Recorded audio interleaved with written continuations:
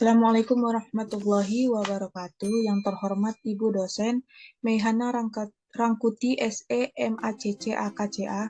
Saya Ami Aldila dengan NIM 2005032227 ingin mempresentasikan hasil kerja saya mengenai analisis laporan keuangan pada PT Mayora Indah Tbk dan PT Garuda Food Putra Putri Jaya Tbk mengenai analisis pendanaan, analisis investasi, dan manajemen operasi. Pertama yaitu identitas perusahaan. PT Mayora Indah Tbk adalah salah satu kelompok bisnis produk konsumen di Indonesia yang didirikan pada tahun 1977 dan saat ini produknya telah tersebar di 5 benua di dunia. PT Mayora telah tercatat di Bursa Efek Indonesia sejak tanggal 4 Juli 1990.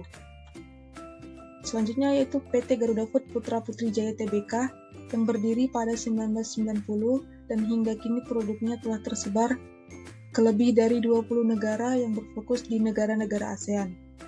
PT Garuda Food telah tercatat di Bursa Efek Indonesia pada tanggal 10 Oktober 2018. Kita masuk ke analisis laporan keuangan. Yang pertama, analisis pendanaan, yaitu aktivitas pendanaan terfokus pada liabilitas. Struktur modal PT Mayora Indah Tbk.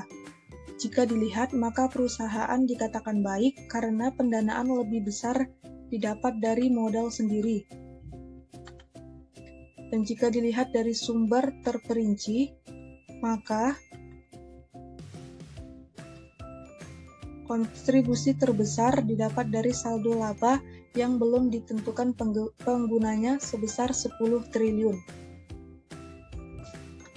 Sedangkan analisis pendanaan pada PT Garuda Food Putra Putri Jaya jika dilihat dari komponen struktur modal, maka perusahaan dikatakan kurang baik karena sumber dananya didapat dari utang lebih besar daripada modal sendiri. Dan jika dilihat dari sumber dana terperinci, maka liabilitas jangka panjang yang mengalami kenaikan yang signifikan, yaitu ada memiliki utang jangka pendek sebesar 60 miliar kepada Bank Danamon Indonesia. Selanjutnya itu rasio likuiditas dan rasio solvabilitas. Pada PT Mayora Indah Tbk, rasio likuiditas mengalami penurunan, yang artinya perusahaan menurun dalam kemampuannya memenuhi kewajiban jangka pendek. Kemudian rasio solvabilitas PT Mayora Indah Tbk juga mengalami penurunan, tetapi artinya perusahaan baik dalam pengendalian utangnya. Kemudian rasio likuiditas pada PT Garuda Food juga mengalami penurunan, artinya perusahaan juga menurun dalam pemenuhan kewajiban liabilitas jangka pendeknya. Kemudian rasio solvabilitas juga mengalami penurunan yang artinya perusahaan baik dalam pengelolaan liabilitasnya. 3. Analisis aktivitas investasi. Pada PT Mayora terlihat banyak didominasi oleh aset lancar, dan jika dilihat dari arus kas dari aktivitas investasi, maka perusahaan dikatakan cukup baik dalam mengelola investasinya, dikarenakan kas bersih yang digunakan untuk aktivitas investasi mengalami penurunan. Analisis aktivitas investasi pada PT Garuda Food Putra Putri Jaya, jika dilihat, maka lebih banyak dari aset jangka panjang. Dan jika dilihat dari aktivitas arus kas, yaitu perusahaan juga dikatakan sangat baik karena penggunaan kas yang menurun yang sangat signifikan. Selanjutnya yaitu rasio investasi. ROA pada PT Mayora Indah Tbk mengalami penurunan, begitu juga dengan ROE, tetapi ROI mengalami kenaikan. Sedangkan pada PT Garuda Food Putra Putri Jaya, ROA, ROE, dan ROI ketiganya mengalami kenaikan. Yang kelima, analisis manajemen operasi. Pada PT Mayora Indah Tbk, perputaran kas mengalami kenaikan, yang artinya perusahaan baik dalam penggunaan kasnya, atau perusahaan tidak banyak menumpuk kas. Selanjutnya, perputaran piutang juga mengalami kenaikan, yang artinya perusahaan baik dalam penagihan piutangnya. Perputaran persediaan juga mengalami kenaikan, yang artinya perusahaan baik dalam penjualan persediaannya. Perputaran modal kerja juga mengalami kenaikan, yang artinya efisiensi perusahaan baik dalam menghasilkan lebih banyak pendapatan dari setiap modal kerja yang ada. Kemudian perputaran aset mengalami kenaikan, serta perputaran total aset juga mengalami kenaikan, yang artinya perusahaan baik dalam penggunaan keseluruhan asetnya untuk diputarkan menjadi pendapatan. Kemudian pada PT Garuda Food Putra Putri Jaya, perputaran kas mengalami kenaikan, yang artinya perusahaan juga baik dalam penggunaan kasnya. Tetapi perputaran piutang dan perputaran persediaan mengalami penurunan, yang artinya perusahaan menurun dalam pengembalian dalam penagihan piutangnya, dan perusahaan juga menurun dalam penjualan persediaannya. Kemudian perputaran modal kerja mengalami kenaikan, perputaran aset tetap juga mengalami kenaikan, dan perputaran total aset juga mengalami kenaikan.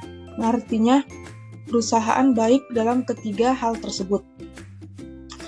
Yang selanjutnya adalah analisis profitabilitas pada PT Mayora Indah Tbk. GPM mengalami kenaikan, yang artinya perusahaan baik dalam berproduksi secara efisien. Sedangkan NPM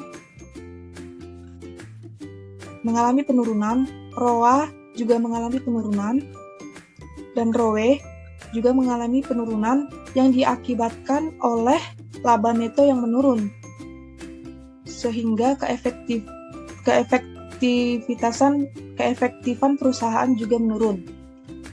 ROI pada PT Mayora mengalami kenaikan, yang berarti perusahaan baik dalam pengembalian tingkat investasinya.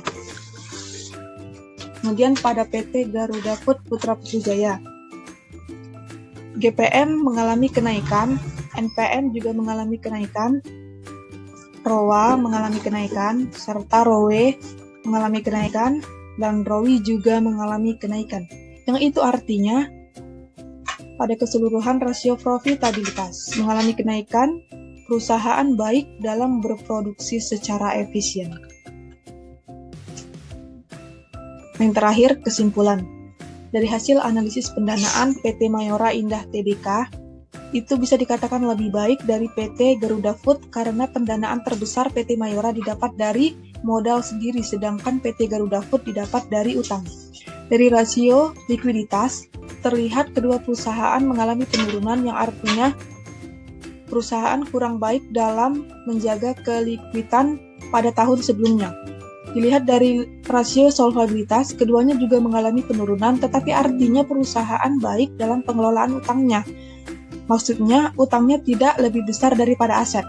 Yang ketiga, analisis investasi mengindikasikan bahwa kedua perusahaan mengalami peningkatan dalam nilai investasinya. Yang keempat, dari analisis manajemen operasi. Pada kedua perusahaan juga dikatakan baik, dapat dilihat dari rasio aktivitas yang meningkat, yang menandakan perusahaan baik dalam mengelola sumber daya yang ada. Dan terakhir, dari rasio profitabilitas. Dapat dikatakan bahwa PT Garuda Food lebih baik daripada PT Mayora dalam hal rasio NPM, GPM, ROA, ROE, dan ROI karena ketiganya mengalami kenaikan. Demikian presentasi dari saya. Apabila ada kata yang salah, mohon maaf. Wassalamualaikum warahmatullahi wabarakatuh.